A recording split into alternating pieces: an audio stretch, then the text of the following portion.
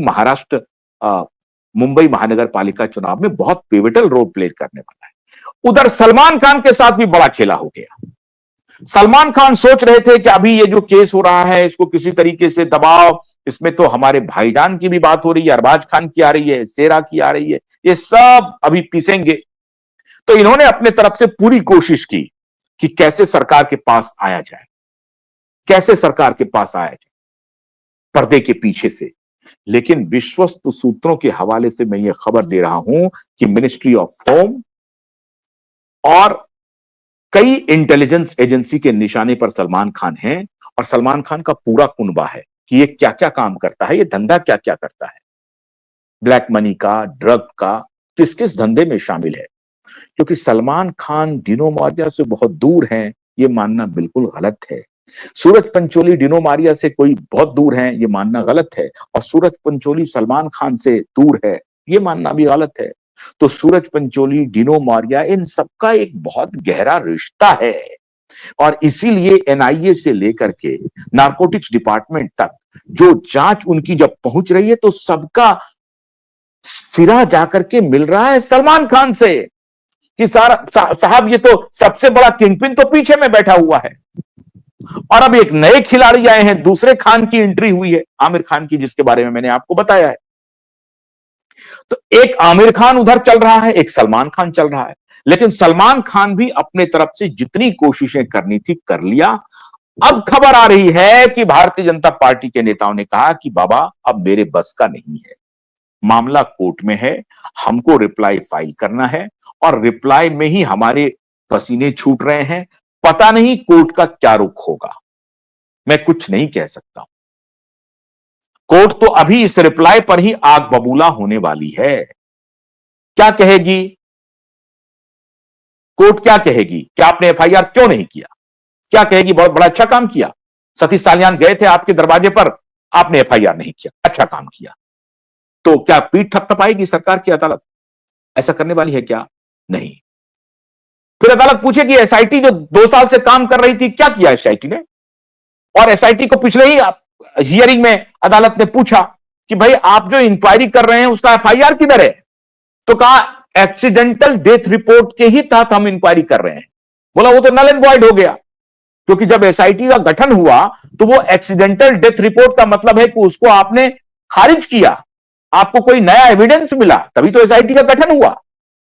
तो वो एविडेंस किधर है? और उस एविडेंस को पाने के लिए, इंक्वायर करने के लिए आपको तो एफआईआर दर्ज करनी चाहिए थी, आपने एफआईआर दर्ज नहीं किया। तो एसआईटी क्या कहेगी कि नहीं नहीं नहीं, हमको तो अपने मन में जो आएगा वो करेंगे हम।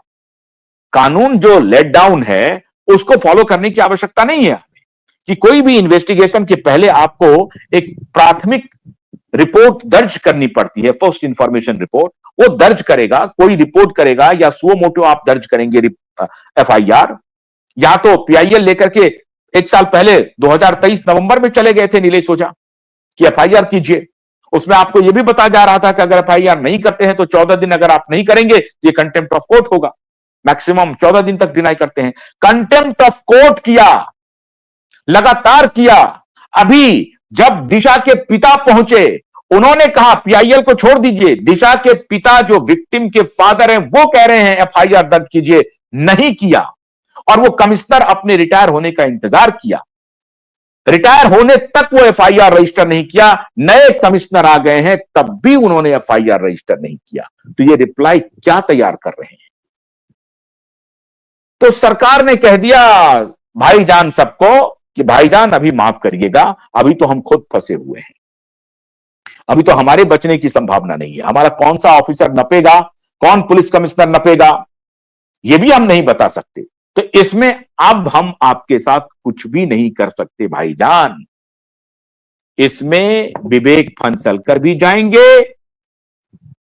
और परमबीर सिंह भी जाएंगे। नए जो ऑफिसर आए हैं जनाब देवेन भारती जी, उनको भी क्वेश्चन किया जाएगा। वो तो कहेंगे कि साहब मैं अभी आया हूं, अब जो कोर्ट आदेश करेगी मैं उसकी तामील करूंगा। अरे आदेश करने की छोड़ दीजिए, आपके पास वो एप्लीकेशन पड़ा हुआ है, एसआईटी के ऑफिसर नपेंगे इसमें, तो कितने पुलिस ऑफिसर नप जाएंगे। इसलिए भाईजान का हाथ पैर ठंडा हो गया। अरे साहब ये तो पुलिस ऑफिसर जो हमारी मदद करने वाले थे वही जेल जा रहे हैं, हम क्या कर सकते हैं बाबा, हमारी तो बहुत मुश्किल हो गई बाबा, हम इसमें नहीं अरंगा लगाएंगे। तो भाईजान को सरकार ने खेला कर दिया। सरकार ने कहा कि भाईजान बाकी चीज में हम सुन लेंगे, लेकिन इसमें हम कुछ नहीं कर सकते हैं। इसमें सूरज पंचोली ने अगर कुछ किया है, डिनोमारिया ने अगर कुछ किया है, आदित्य ठाकरे ने अगर कुछ किया है, तो कोर्ट ही उनको कुछ रिलीफ दे सकता है। हमारे तरफ से तो रिलीफ की कोई संभावना नहीं है। हम जितना डिले कर सकते थे हम कर रहे हैं, इससे भी डिले थोड़ा बहुत और कर देंगे। 18 जून आएगा, फिर लगेगा, लेकिन उधर नई सीआरपीसी और बीएनएसएस की भी तैयारी हो रही है। तो पता नहीं अभी कितने अरेस्ट वारंट निकलेंगे, क्योंकि अदालत में सब कुछ अंधेर गर्दी नहीं है और अदालत अभी जिंदा है इस देश में। तो अदालत का भरोसा रखिए। इधर भाईजान और ठाकरे दोनों ब्रदर के साथ पार्टी ने बड़ा खेला कर दिया। अब इसमें मोदी जी ने किया, अमित शाह ने किया, फडणवीस ने किया, ये आप लगाते रहिए, लेकिन खेला हो गया बहुत बड़ा, बहुत बड़ा हो। बहुत बहुत शुक्रिया। नमस्कार।